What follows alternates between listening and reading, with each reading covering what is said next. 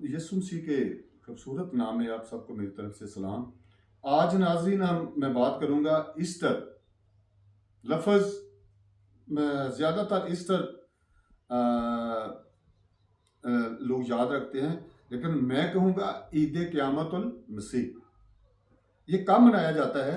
Easter 22 मार्च और 25 अप्रैल के दरमियान पूरे चांद के एक हफ्ता बाद, यानी जब पूरा चांद नजर आ जाए तो एक हफ्ता के बाद ईस्टर यानी ईद क़यामतुल मसीह मनाया जाता है।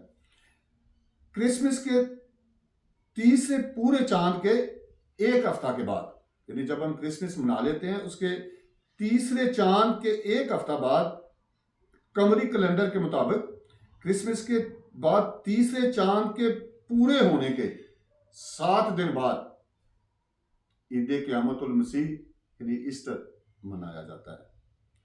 तो मुझे उम्मीद है कि आपको ये इंफॉर्मेशन अच्छी लगेगी। खुदा आपको बरकत दे।